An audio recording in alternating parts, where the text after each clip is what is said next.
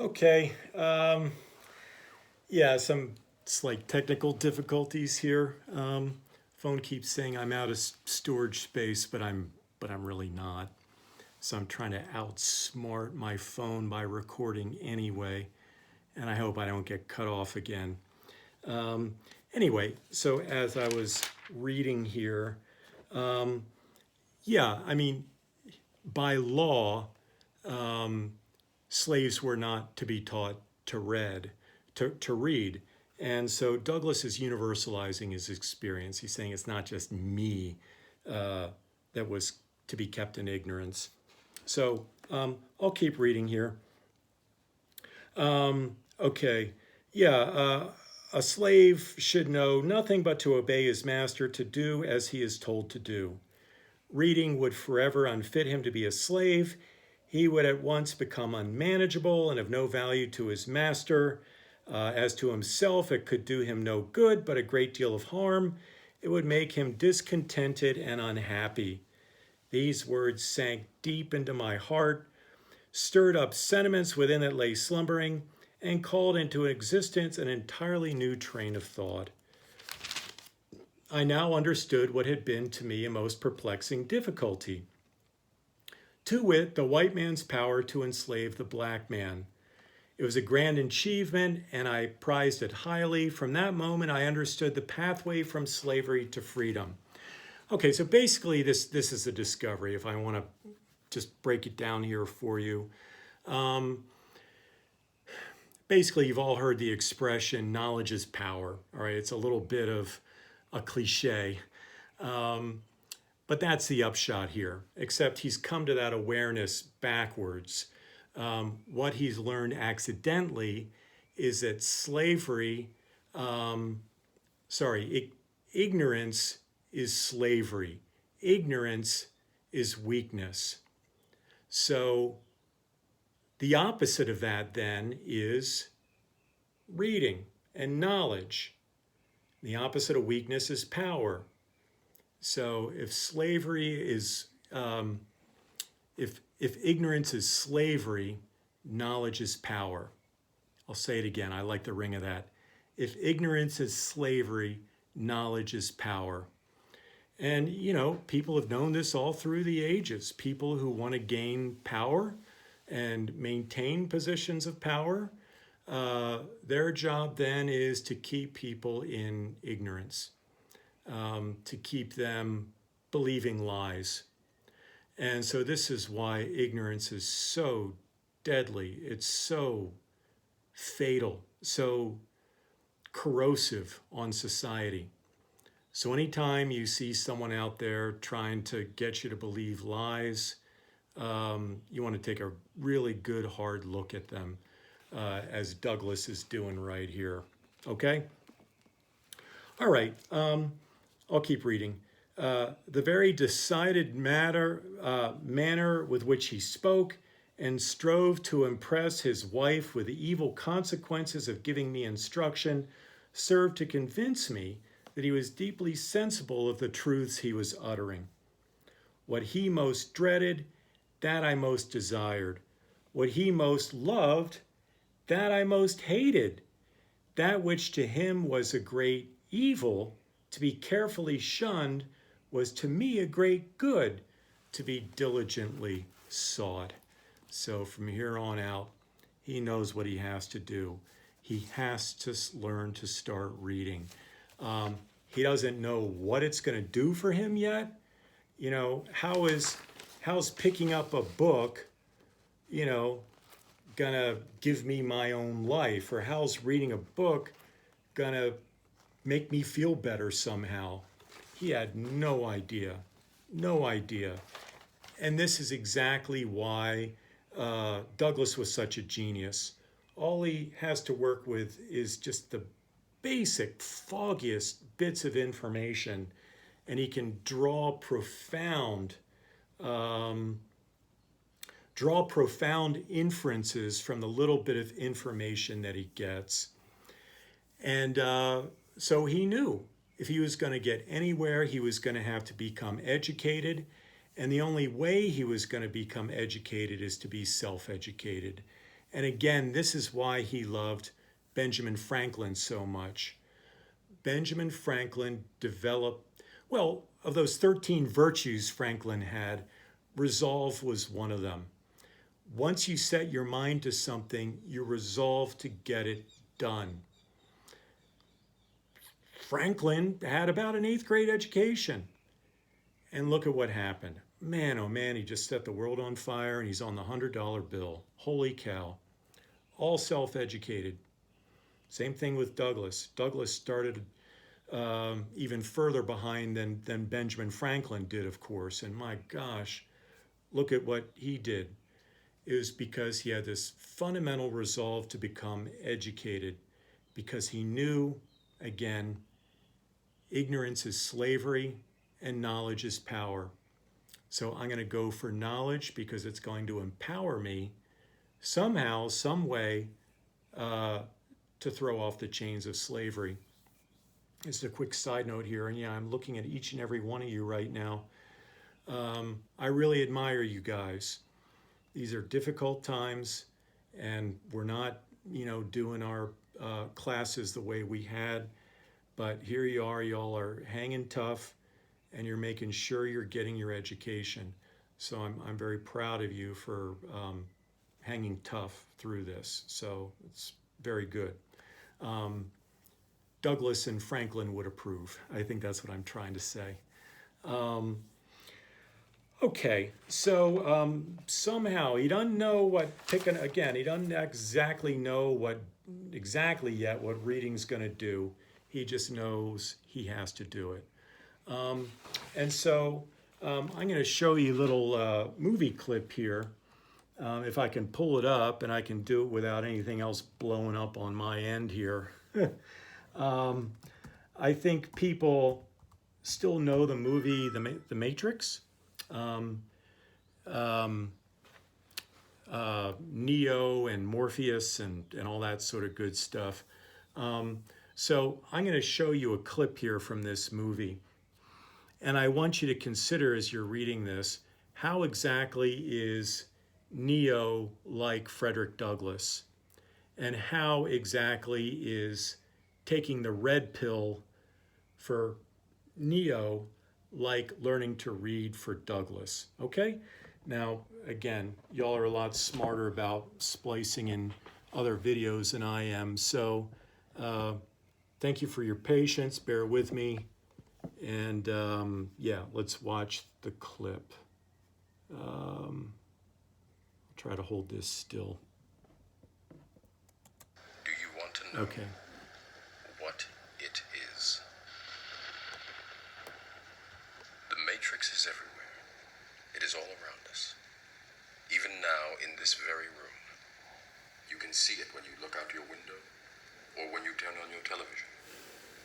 You can feel it when you go to work, when you go to church, when you pay your taxes. It is the world that has been pulled over your eyes to blind you from the truth. What truth? That you are a slave, Neo. Like everyone else, you were born into bondage, born into a prison that you cannot smell or taste or touch. A prison for your mind.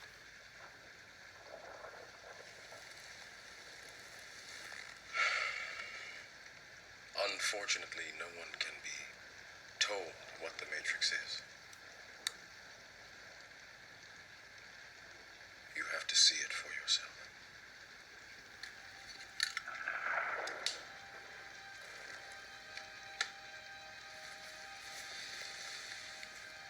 This is your last chance. After this, there is no turning back. You take the blue pill, the story ends. You wake up in your bed and believe whatever you want to believe. You take the red pill, you stay in Wonderland, and I show you how deep the rabbit hole goes.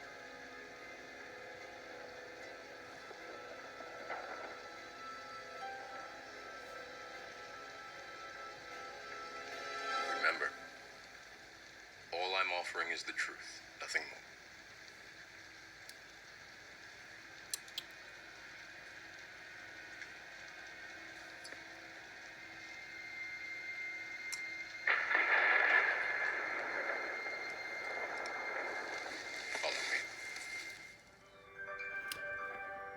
Okay, let me shut this sucker off here.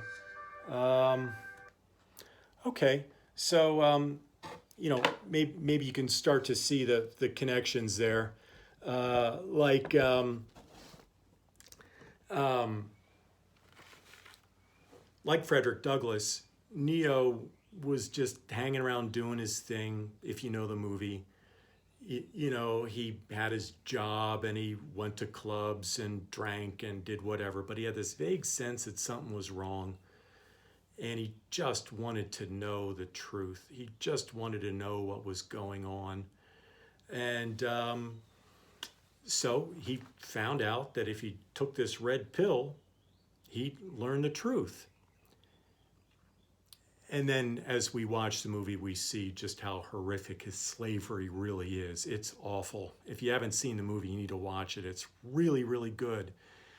But isn't that a lot like Douglass? He's a slave. He doesn't really know, okay, whatever. I mean, he kind of goes along with, he's not really happy, but there's not much he can do about it. And he doesn't really know exactly what's happening. Doesn't know why he feels so ill at ease. But he learned if he picks up a book and starts to read, he will discover the truth. And that's exactly what happens. The truth that Douglass discovers is every bit as horrific as the truth that Neo discovers. Okay? But the difference is, and this is what makes Douglass a real hero, really fascinating guy, is that he didn't have a Morpheus to come along and hand him a red pill and say, here, take this and I'll lead you through it all. I'll lead you down the rabbit hole. No. Douglass had to discover and design and put together the red pill all his own. So he was starting in a much more basic fundamental point than even Neo was. Okay, and then so what does he do? As he's putting together his own red pill, he was self-taught guy. So he had to go, and he couldn't go to school. He couldn't go to UTPB. He had to find little boys and bribe them with bread. And you guys were talking about that, so I won't get all into it. That's on page 1188.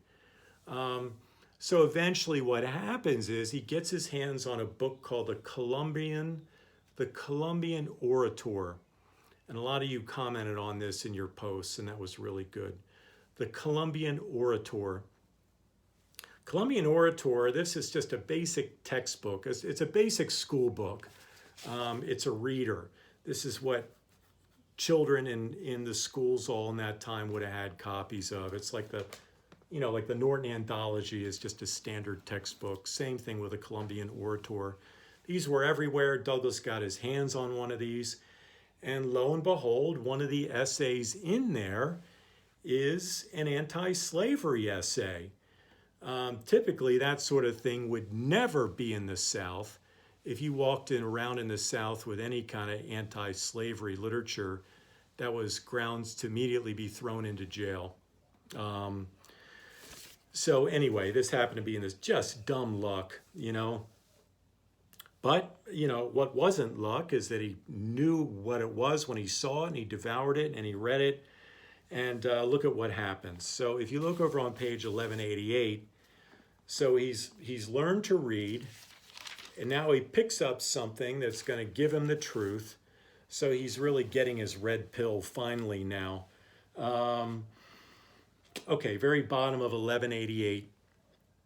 He's saying, what I got from Sheridan, the authors of one of the essays in the Columbian Orator, was a bold denunciation of slavery and a powerful vindication of human rights. The reading of these documents enabled me to utter my thoughts and to meet the arguments brought forward to sustain slavery. But while they relieved me of one difficulty, they brought on another even more painful than the one of which I was relieved. The more I read, the more I was led to abhor and detest my enslavers. I could regard them in no other light than a band of successful robbers. So you see, when he was in a state of ignorance, he thought, oh, well, they're my friends. It's fine. Or, yeah, hey, they're taking care of me. No, knowledge is power. With reading, he can finally see the truth of this master-slave relationship. It's toxic and it's disgusting and it's horrific. And this is what really sets him on fire, okay? Okay. I could regard them in no other light than a band of successful robbers who had left their homes and gone to Africa and stolen us from our homes, and in a strange land reduced us to slavery. I loathe them as being the meanest as well as the most wicked of men. As I read and contemplated the subject, behold, that very discontentment which Master Hugh had predicted would follow my learning to read had already come, to torment and sting my soul to unutterable anguish. So you think, okay, well, now he's going to agree with Master Auld, because he is feeling miserable, right? But not, but he's learning it's a miserable in a very different kind of way. Not like, okay, I shouldn't feel miserable, so, I touched the stove with my hand, so I know I'll never do that again. No, it's a kind of misery that's teaching me I'm already in the stove. That's what slavery is. So now I've got to get out. And that's the escape that he's planning now. So as he goes on to say, the silver trump of freedom had roused my soul to eternal wakefulness. Freedom now appeared to disappear no more forever. It was heard in every sound and seen in everything. It was ever present to torment me with a sense of my wretched condition. So, okay, he's going to do whatever he can now to become free. And, most of you did just fine up to this point. But there's that whole chapter 10, which is really significant. And I wish folks had applied to a greater degree, what Douglas was saying here in chapter 7 and applied it to chapter 10. Because from here on out, now he knows the truth. And like Neo in the Matrix, now he knows the truth, how he's a slave, and now he's going to do everything he can to fight the Matrix. And that's what he does. And that's what you have Frederick Douglass doing. He's going to fight, okay? And so, but none of that would have happened if it hadn't been for learning how to read. When he stands up to Mr. Covey and fights him, okay, so we can say, all right, well, that's Douglass being like, Washington or Patrick Henry. Give me liberty or give me death. Or as we say in America, our freedoms are not free. Okay, right? You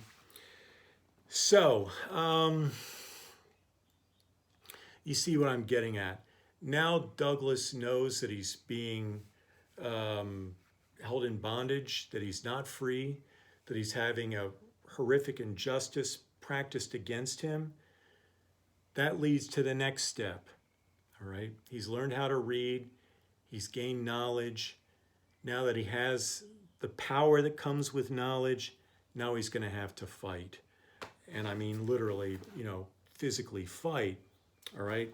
So if you look over on page 1200, this is important. And if y'all didn't get a good immersion in chapter 10, I hope you'll do that. It's a very important chapter. So what happens is, just to get you up to speed here, Douglass, after he learns how to read, he's much more rebellious and doesn't want to listen to his slave masters and all that stuff. So his slave master sends him to Mr. Covey. Mr. Covey is a well-known slave breaker. All right, Douglass, if you don't know how to behave, well, his name at the time was Bailey, right? All right, Bailey, if you don't know how to behave, then we'll make you behave. And we'll send you to this Covey guy, which is gonna, break you, basically, break your will. And if this knowledge that he's gained from learning how to read, if it really is true, he's gonna have to fight Mr. Covey. And that's exactly what happens. Now let's follow along here. Very bottom of 1200. The circumstances leading to the change in Mr. Covey's course toward me form an epoch in my humble history. You have seen how a man was made a slave. You shall see how a slave was made a man. Wow, that's supposed to stir our hearts here. We're seeing someone that's been ground into dust, and now he's finally going to become resurrected. Okay, so then if you look over on page 1203, you'll see how this fight happens. This fight with Covey is another crucial turning point. Learning how to read was one. Now standing up to Covey, which is directly related to his learning how to read, that's another major turning point. Okay, Mr. Covey seemed to think he had me. So they're physically fighting now, right? And could do what he pleased. But at this moment, from whence the spirit I don't know, I resolved to fight. And suiting my action to the resolution, I seized Covey. I don't have anyone here, so I'm going to have to grab my own throat. I seized Covey hard by the throat, and as I did so, I rose. He held on to me, and I to him. My resistance was so entirely unexpected that Covey seemed taken all aback. He trembled like a leaf. This gave me assurance, and I held him uneasy, causing the blood to run where I touched him at the end of my fingers. Can you imagine how hard he was grabbing him by the throat, just in his grip? He was breaking his skin. Wow, just to talk back to a slave master. There are stories in here where just simply disobeying, saying, no, I'm not going to do that, would be enough to get shot and killed. And they can get away with it. It's not since a slave isn't, by definition, is not a human being, to kill him isn't really a crime. And he stands up to this guy and fights back. But again, give me liberty or give me death. Okay, you see my point? And this is supposed to grab the hearts of his readers here. Douglass understands the spirit of America, and maybe we need to give him the rights of an American too. Okay, skip down to the bottom of 1203. The battle with Mr. Covey was a turning point in my career as a slave. It rekindled the few expiring embers of freedom and revived within me a sense of my own manhood. It recalled the departed self-confidence and inspired me again with a determination to be free. I felt as I never felt before. It was a glorious resurrection from the tomb of slavery to the heaven of freedom. The long-crushed spirit rose, cowardice departed, bold defiance took its place, and I now resolved that, however long I might remain a slave in form, the day had passed forever when I could be a slave in fact. I did not hesitate to let it be known of me that the white man who expected to succeed in whipping must also succeed in killing me. Okay, give me liberty or give me death. Again, what Douglass is saying, he's willing to fight and die for his freedom, same as any American hero.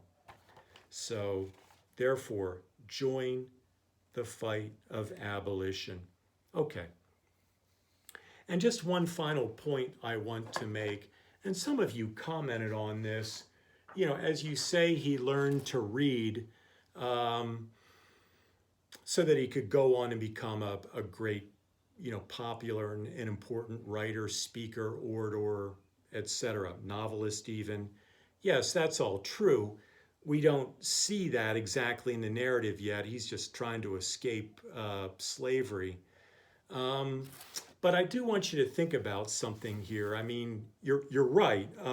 Learning how to read is ultimately what set him on the path, not just to freedom, but on path to being an author.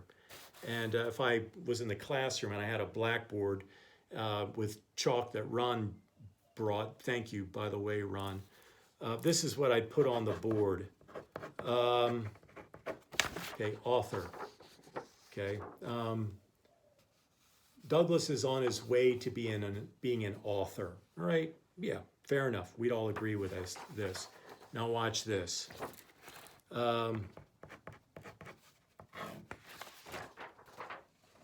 Okay. Look at what you can turn author into. Authority. All right. Author, that's the root word of authority here, right? Okay. So this is what I'm getting at here. If you're an author, you've become an authority on a subject. And think about the authority that Douglass has become. He's writing an autobiography here, which means he's become an authority of his own life. See what I'm getting at? This is really powerful stuff, folks. This means that Douglass has taken possession of his own life, the way I said way back at the beginning of this lecture. Douglass has taken possession of his own life and has become an authority of it. Okay? Before all this began, before he learned how to read, he was just an extension of the will of his master. His master is thinking, okay, Frederick, you're the guy who's going to move that pile of stuff from here to there. And that's it. That's the extent of the purpose of your existence. All right? Now look at what has happened. Now that Douglass has become an author and he's writing the story of his own life, he's become the authority of his own life. All right? This is a remarkable, remarkable transformation here from bondage to freedom. And literacy is at the heart of it all. Learning how to read, learning how to write, becoming an author, and therefore an authority over his own life and his own experience. And again, this is how this applies even to all of us today, right? This is why an education is of such vital significance, folks. We become confident in our own experience as we understand it, and we learn to stand by our perceptions of what reality is. We become authority over what we're experiencing, as opposed to folks who would thrive on our own ignorance, who try to tell us what it is we're seeing and we're experiencing. We can go to them and say, no, thank you. The way Frederick Douglass did to the whole slave system. He's saying, I know what y'all are trying to tell me who I am, that I'm nothing but an ignorant slave. Now that I have education, I can push back on all that and say no, as he takes possession of his own life, his own experience, and his own perception. Okay? All right. Very good.